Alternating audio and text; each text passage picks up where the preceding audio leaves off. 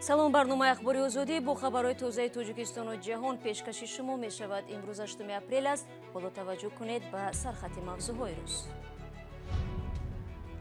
ҳимояти навбатии Максим Шевченко, журналист ва сиёсатшиноси рус аз ҳомии ҳуқуқи муҳоҷирон иззатамон.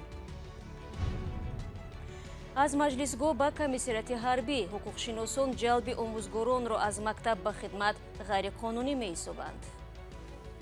қонун дар таҳрири нав қабул карда бошад, вале тартиби даъвати шаҳрвандон ба хизмати ҳарбӣ иваз нашудааст. чаро тоҷикон қасамхӯриро нишонаи дурӯғ медонанд ва ё чӣ гуна савгандхӯрӣ дар ҷомеаи Тоҷикистон ба як одати ҳамарӯза табдил ёфтааст? Сол мегам модарам ба ҷои занам қасамҳои безеб, бисёр қасамҳои безеб. Максим Шевченко, хабарнигор ва сиёсатмадори рус, бори дигар ба ҳимоят аз иззатамон ҳомии ҳуқуқи муҳоҷирон, ки аз шаҳрвандии Русия маҳрум ва дар Тоҷикистон дастгир шудааст, изҳорот дод. ӯ дар наворе бо хитоб ба намояндагони созмонҳои чапгаро дар Русия, ки миллигаро ҳастанд, гуфт: иззатамон як шаҳрванди Русия буду бе ҳеҷ муҳокима ба Тоҷикистон супурда шуд, аммо касе садо баланд накард. Шевченко дар ин навор гуфт: ҳоло мумкин аст ӯро дар Тоҷикистон 14 сол зиндонӣ кунанд, барои он ки ӯ аз ҳаққи муҳоҷирон дар Русия дифоъ мекард ва талош дошт ба зидди истисмори онҳо профсоюз ва ё иттифоқи касаба ташкил кунад. ёдовар мешавам, ки вазорати корҳои дохилии Тоҷикистон гуфт: иззатамон аз рӯзи 27 март бо гумони қаллобӣ дар боздоштгоҳи дар Душанбе аст. иддаое ки пайвандони иззатамон рад мекунанд. рӯ меорем ба масъалаи даъвати навазкарон ба хизмат дар артиши Тоҷикистон, ки аз 1 апрел оғоз шудааст. ҳангоми ҳар як мавсими даъват дар шабакаҳои иҷтимоӣ даҳҳо видео пайдо мешаванд, ки дар онҳо ҷавононро дар кӯчаҳо дастгир карда ба мошинҳо тела медиҳанд ва ба самти номаълум мебаранд. ин навбат бештари шикоятҳо аз омӯзгорону донишҷӯён ва магистрҳо мерасанд. ҷузъиёт дар гузориши Алишер Зарифӣ ва Шаҳлои Абдулло. мактаби 3-4 ҳазор талаба дорад. мисол ин омӯзгор чанд рӯз мешавад ба назди шогирдонаш намеравад, ба кӯча ҳам намебарояд, то ба қавли худаш мавриди аблава қарор нагирад. 5 рӯз пеш ӯ бо ҳамкасбони ҷавонашро, ки дар яке аз мактабҳои шаҳри Душанбе дарс медиҳанд, ба маҷлисе даъват кардаанд. маҷлис хабар кардан дар муассисаҳо, ҳама муаллимои ҷавон хестан ба маҷлис рафтан. мо ҳам ба яке аз муаллимои ҷавон хестем ба маҷлис рафтем. якта шинос гуфт ки ин маҷлис фикр мекунам вообще дар ин маҳал маҷлис мумкин нест, охир дарсай. ман онҷа гашта ба хона омадам, дигар кор нарафтам. амроам ҳамаш рафтан даромадан маҷлис, духтароро ҷавоб додан, бачаҳоро ҳамаро гирифта дар газет бор карда бурдан. як чанд рӯз қаблаш дар донишгоҳҳо маҷлис шуд, ҳамин чиз рафт. ҳамкурсои мо буданд, мисол ки бурдан моро маҷлис хабар кардан, аз ҳамонҷа 3 газелда бор карда бурдан аз дирни зал. ба ҳамон хотир уже дили ман вай рафт, ки ҳамешам ба мисли ҳамон дигарош аста, ки мисол як нақша. даъвати омӯзгорони ҷавон ба артиш бо шеваҳои нав ба қавли ин ҳамсуҳбатамон ба кору нақшаҳои онҳо таъсир гузоштааст. бисёри мақолаву чизҳоямон аз кор мегирифтем, аз таҷриба бояд менавиштем, баъд корҳои илмимона бояд менавиштем. мисол китоб хондоштан дар кор, аз китобхонаи миллӣ рафтан дар кор, кори осон нест. мисол 100-120 саҳифа мақсад мақолавай навиштан дар кор, кори илмӣ навиштан дар кор, рисолаи магистрӣ ура намешад, дар хона шита намешад ку. бори аввал ин намуна мақсад аблава гуфтанашон намефаҳмем. рӯзи 1 апрел даъвати баҳорӣ ба артиши Тоҷикистон бар асоси қонуни нав дар бораи хидмати ҳарбӣ оғоз шуд. бо гузашти як ҳафта аз шурӯъи ин маърака, нахустин шикоятҳо низ аз ҷалби иҷбории ҷавонон ба артиш ва ё сарбозшикор садо медиҳад. ин дар ҳолест ки гуфта мешуд, ин тар ба масъалаи даъвати ҷавонон ба артиш беҳбудӣ меорад. бархе аз ҳуқуқшиносон ҷалби омӯзгоронро аз мактаб ба хидмати ҳарбӣ ғайриқонунӣ ҳисобида, мегӯянд набояд аз чунин усулҳо кор гирифта шавад. чанде ки қонун дар таҳрири нав қабул карда бошад, вале тартиби даъвати шаҳрвандон ба хизмати ҳарбӣ иваз нашудааст. яъне бояд даъватномаҳо 5 рӯз пеш аз ба нуқтаи даъват ҳозир шудани даъватшавандагон супорида шавад. яъне ин тартиб тағйир нашудааст ва бояд ин тавр бошад. аз ҷалби иҷборӣ ба артиш бо шеваҳои гуногун на танҳо баъзе омӯзгорон, балки магистрон низ шикоят кардаанд. дар ҳамин ҳол вазорати дифоъи Тоҷикистон мегӯяд, ба онҳо шикоят ва ё муроҷиат аз ҳолатҳои ба қавли аблава нарасидааст. اینجا یک مشکلات هست که مثلا بعضی شهروندان از محلی که در جایی که زندگی میکنن محل زیست خود عوض میکنن در قید نمیمونن. یعنی اینم رعایت نکردن طلبات همین قانون درباره عهدهداری حربی و خدمتی است. وقتی شهروند مکانی زیست دائمی را ترک میکند با دیگر منطقه مثلا یا که دیگر محل برای استقامت میبرده در وکالت‌های مقامات کارهای داخلی می‌دارد طبق طلبات قانون درباره عهدهداری حربی که باید پیدا کند حاضر کند.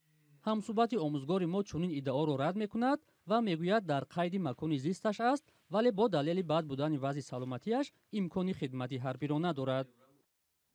дар Тоҷикистон дар ду навбат баҳор ва тирамо ҷавонони аз синни 18 то 27 соларо барои хидмат дар артиш ҷалб мекунанд. салом, агар хату хабар мехоҳед мо дорем. навиди бомдодӣ, сархати хабарҳо, ахбори Тоҷикистон ва ҷаҳон, гузоришҳо ва таҳлилҳо. чӣ мегузарад ва чаро? донистан фаҳмидан аст. замима ё апи моро бигиред.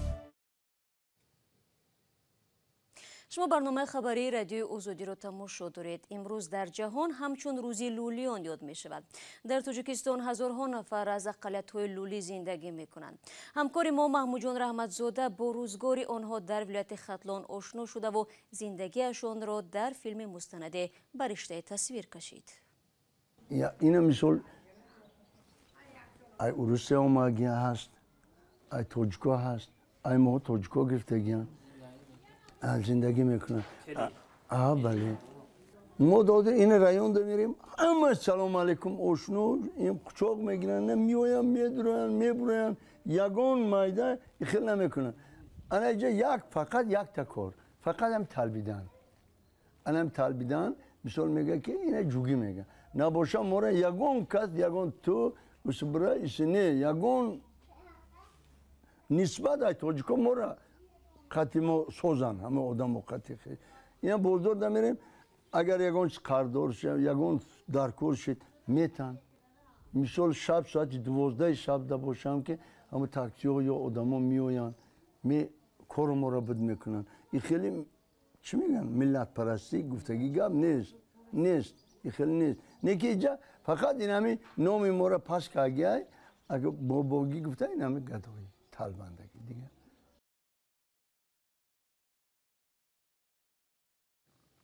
филми мустанади маҳмуҷон раҳматзода ба зудӣ дар озодӣ видео ютуб гузошта хоҳад шуд. шӯъбаи корҳои дохилии Панҷакент як мардро бо иттиҳоми ба марг расонидани ҷавоне боздошт карданд ки бо духтари оиладори ӯ суҳбатҳои ошиқона доштааст. ин мард дар пайи шикояти аъзои як оила дар шаҳри Панҷакент ки иддао мекунанд барои муносибат хидматноки Тоҷикистон аст ки нишон медиҳад таъмина Раҳмонова духтари Эмомалӣ Раҳмон соҳиби аслии ҷамъияти саҳомии агентии алоқаи ҳавоӣ аст.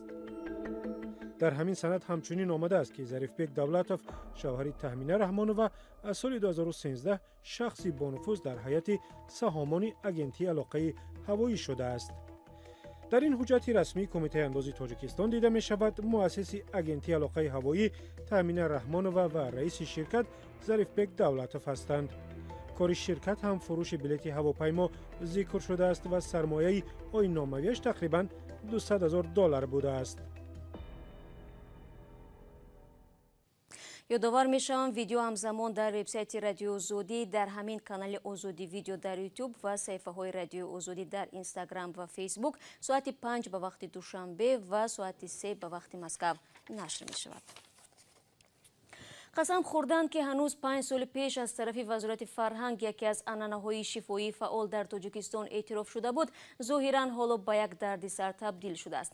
рӯҳониёни тоҷик мегӯянд савганд ба номи худову расул дар тиҷорат ва доду гирифт дигар ба кор намеравад ва мардум акнун барои ба даст овардани бовари дигарон қасами занталоқ ё чизҳои монанди ин медиҳанд. чаро қасам хӯрдан дар Тоҷикистон ба як кори оддиву маъмулӣ табдил шудааст? дар гузорише аз ҳамкоронамон мефаҳмем. баъзе аз сокинони шаҳри Душанбе мегӯянд ки баҳудаю беҳуда қасам намехӯранд. اما با اطمینان میگویند که بسیار وقت از زبان دوستان و نزدیکان و در کوچه ها سوگند میشنوند. به خصوص به گفته آنها تاجران و جوانان برای به دست آوردن باوری مردم با نام خدا قسم میخورند. چندی از راهگذران در دوشنبه گفتند که برعکس سوگند برای بسیاری ها علامت دروغگویی شده است. یعنی کسی که به چیز قسم میخورد پس میخواهد فریب دهد. بله، همین سوداگران هم قسم میخورند که مثلا همین صفت اگر اوریجینال باشه که صفتش پس باشه میگه همین اوریجینال است که چی است، میگن که قسم به خدا هم قسم میخورن. لیکن میدونم که قسم میخورن لیکن کاری نقض نمیکنن. قسم میخورن با طلاق، با زنشون، با فرزندشون. خب بسیار خوشنودگی، بسیار هم خیلی قسم میخورن. سو میگم مادرم با جای زنم قسمای بیزی، بسیار قسمای بیزی با. خوشنودگی. از کی؟ از بسیار افریقا، از بسیار دوستا و بسیار آدما خوشنودگی. بسیار از من لیش نما یک از قسم خورد باورش نمیکنه، میگم زنده چی دروغ هم میگه قسم خورده است. همین به قسم هم میگه ها پرای نکی راست میگفته قسم نخورده. در مرکز اسلامی تاجیکستان میگویند سوگند خوردن به یک کار عادی تبدیل شده است و بنابراین روحانیان مجبور شدند چون این رفتار مردم را محکوم کنند. متاسفانه امروز در جامعه ما میبینیم که حتی بعضی افراد که از جمله یعنی یک رفتار بسیار قبیح هست که حتی مادران خود را در جای همسران خود قرار میدهند، در حالتی که پیامبر صلی الله علیه و سلم تاکید کردند که احترام کن مادرت را بعد از آن پدرت را. با وجود همین بعضی افرادی که البته این از فرهنگ ما نیست و مردم ما به این نفرت دارد و خصوصا قسم خوردن به نام پدر یا مادر از نگاه شرعی ممنوع است. مسئولان مرکز اسلامی تاجیکستان از آن نگرانند که قسم به نام خدا نیز به یک سخن عادی و بی‌قدر تبدیل شده است و بدتر آن است که دیگر اعتماد را جلب نمی کند. البته قسم خوردن در شریعت بالکل معنی است. حالت‌هایی می شود که حالت‌های استثنایی است. بعضی حالت‌هایی است که دعواگر یعنی قبول نمی‌کند، اعتبار نمی‌کند، در این حالت مجبور می‌شود که اون نفر به نام خداوند قسم بخورد تا اینکه طرف مقابل را به این چیز راضی کناند.